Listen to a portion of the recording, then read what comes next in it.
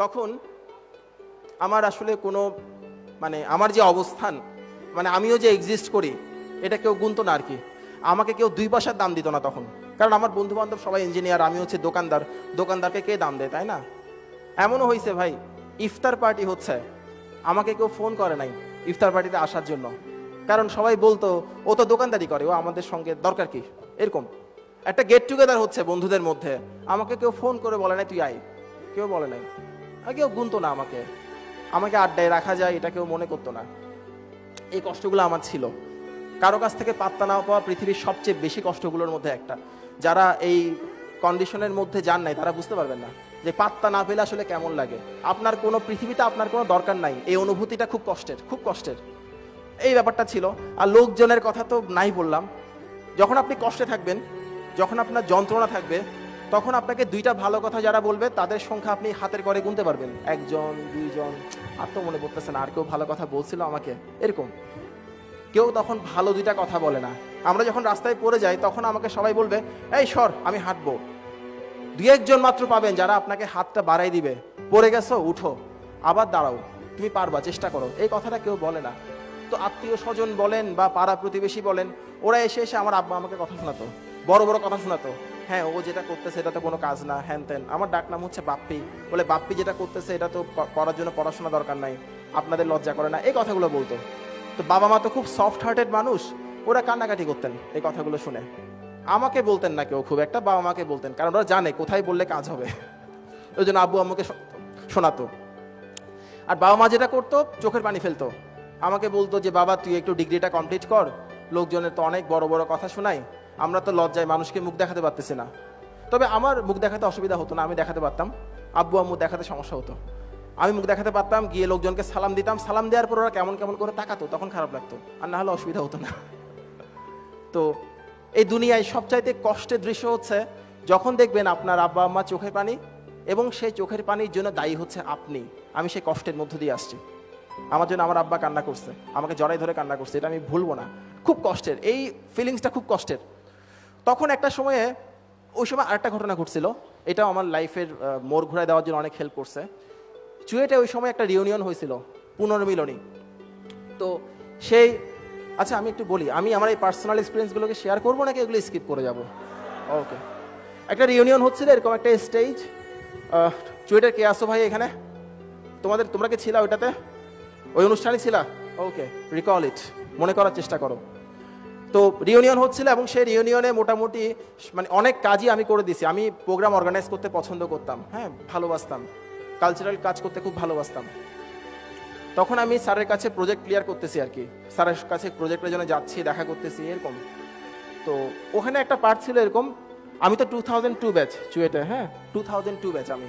তো 2002 ব্যাচে যারা পাস করছে চুয়েট থেকে, তারা সবাই স্টেজে উঠবে, দাঁড়াবে, দাঁড়িয়ে কে কি করতেছে, কোথায় আছে এটা একটু বলবে, যে আমি এই চাকরিতে আছি, আমি অমুক জায়গায় আছি, এটা একটু বলবে। আমাকে বলা হলো তুমি গিয়ে দাঁড়াও ওদের সঙ্গে। তখনও তো আমি প্রজেক্ট ক্লিয়ার করি নাই, ডিগ্রি কমপ্লিট করি নাই, আমি কিভাবে দাঁড়াবো? তা আমি আমার স্যারকে বললাম, যিনি সুপারভাইজার স্যার ছিলেন, তাকে বললাম স্যার আমাকে এই অংশটা থেকে ক্ষমা করেন স্যার, আমি এটা বলতে পারবো না।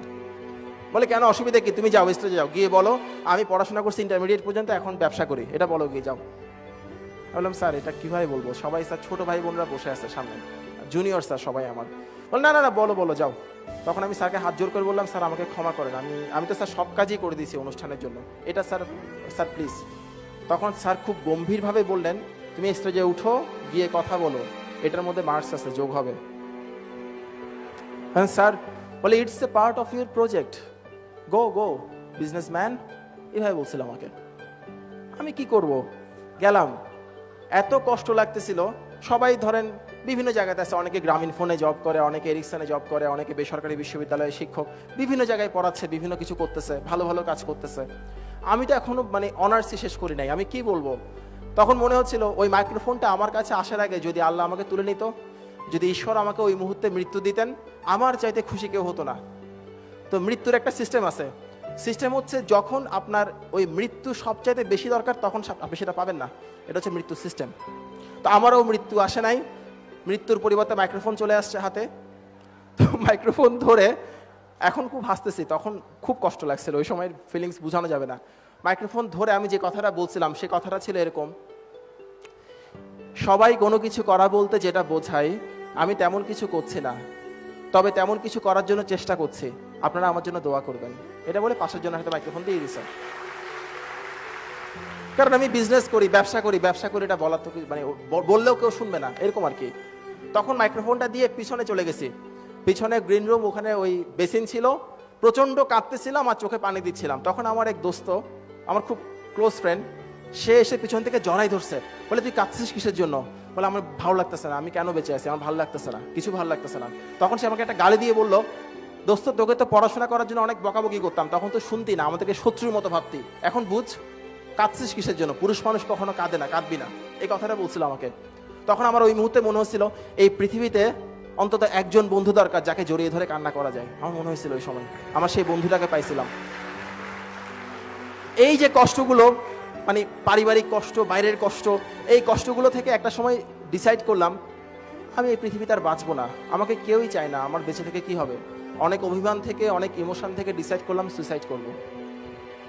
সেই দিনের কথা বলি, সন্ধ্যাবেলা রুমের দরজা বন্ধ করে প্রচণ্ড কাঁদতেছিলাম, হাতে কাপ, চায়ের কাপে বিষ, খেয়ে ফেলবো। তো যখন আমি খাবো, আমি অত সাহসী মানুষ ছিলাম না, ভীতু ছিলাম। হ্যাঁ, এগুলো করতে সাহস লাগে। যখন খাবো ভাবতেছি, তখন প্রথম যে চিন্তাটা আসছে সেটা হচ্ছে এটা খাওয়ার পর যদি আসলেই মরে যায় তখন কি হবে। এটা হচ্ছে প্রথম চিন্তা। তখন নিজেকে বুঝালাম, আরে গাধার বাচ্চা গাধা, তুই তো এটা মরার জন্যই খাচ্ছিস, খেয়ে ফেল, এরকম। তখন ভাবতেছি মৃত্যুর সময় খুব সম্ভবত অনেক লোকই ভাবে মৃত্যুর পরে কি হবে, এটা অনেকে ভাবে, আমিও ভাবছিলাম যে মৃত্যুর পরে আসলে কি হবে। চোখ বন্ধ করে দেখলাম আমার আম্মা অনেক কান্নাকাটি করবে, প্রচুর কাঁদবে আমার আম্মা। আমার বাবা লয়ার, উনি কোর্ট থেকে দৌড়ে চলে আসবে, উনিও কান্নাকাটি করবে। আমার ছোট ভাই একটু ফাজিল টাইপের, সে আব্বার দিকে তাকাবে, আম্মার দিকে তাকাবে, কাউকে শান্ত করা যাবে না দেখবে, এরপর সে একটু চিন্তা ভাবনা করে নিজেও কান্নাকাটিতে যোগদান করবে, এরকম কিছু একটা হবে। তো ভাবলাম, এটা যখন ভাবছি আমার সবচেয়ে এখন মনে আছে, সবচেয়ে বেশি কষ্ট লাগছিল আমার মায়ের মুখটা যখন চিন্তা করছি, চোখের সামনে আসছে, খুব কষ্ট লাগছে। তখন ভাবলাম এই যে আমার লাইফটা, এটা তো আমার মায়ের দেয়া একটা উপহার, এই লাইফটাকে আমি নিজের হাতে কিভাবে শেষ করব, আমি পারবো না, সম্ভব না, আমি আমার মায়ের জন্য বেঁচে থাকবো, এই কথাটা মনে হয়েছিল। তখন মনে হয়েছিল আচ্ছা আমি যদি বেঁচেই থাকি তাহলে আমি কি হবে বলেন তো, আমার বন্ধু বান্ধব সবাই কতদিন হয়ে গেছে চাকরি বাকরি করতেছে, অনেক দূর চলে গেছে, ওদের কাউকে আমি ছুঁতে পারবো না, ওদের সমান হতে পারবো না, আমার কি হবে? আমি ভালো স্টুডেন্ট ছিলাম এক সময়, আমি এখন কোথায় আছি, কি অবস্থায় আছি, আমার কি হবে? তখন আবার ভাবলাম আচ্ছা ঠিক আছে, অসুবিধা কি, আমার বন্ধু বান্ধব সবাই সমাজের উজ্জ্বল নক্ষত্র হয়ে বেঁচে আছে, অসুবিধা নাই, অন্য 10 জন উজ্জ্বল মানুষের মতো না হোক, একেবারে অনুজ্জ্বল মানুষ হয়ে একটু বেঁচে থেকে দেখি না কি হয়, আমি নোবডি হয়ে বেঁচে থাকবো, অসুবিধা নাই।